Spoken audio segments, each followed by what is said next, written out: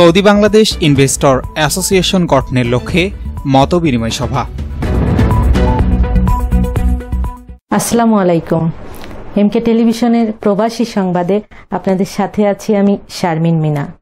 এতক্ষণ শুনছিলেন সংবাদ শিরোনাম, এখন ডেস্ক থেকে বিস্তারিত। সৌদি বাংলাদেশ ইনভেস্টর অ্যাসোসিয়েশন গঠনের লক্ষ্যে জেদ্দাস্ত রামাদা হোটেলে মতবিনিময় সভা অনুষ্ঠিত হয়েছে।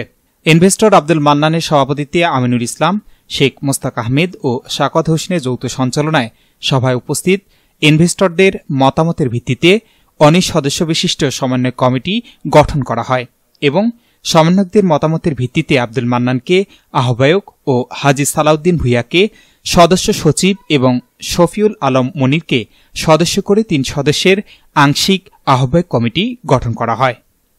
সভায় ইনভেস্টরদের মধ্যে বক্তব্য রাখেন কবির আহমেদ, একে আজাদ, ফরহাদ, মাসুদ রানা, আবদুল্লাহ মহসিন, ইশতিয়াক আহমেদ দুলাল, হোসেন আহমেদ, স্বপন, ইঞ্জিনিয়ার নুরুল আমিন, ডা রিনাম, ফরিদ, জহিরুল ইসলাম, হাসান মুরাদ, শামসুল আলম ও সফিরউদ্দিন সহ আরও অনেকেই।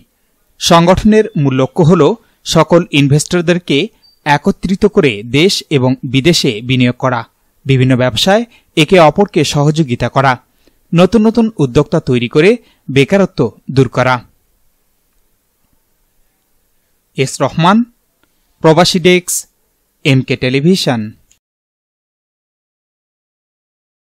শেষ করছি এমকে টেলিভিশনের প্রবাসী সংবাদ। এতক্ষণ সাথে থাকার জন্য সবাইকে ধন্যবাদ।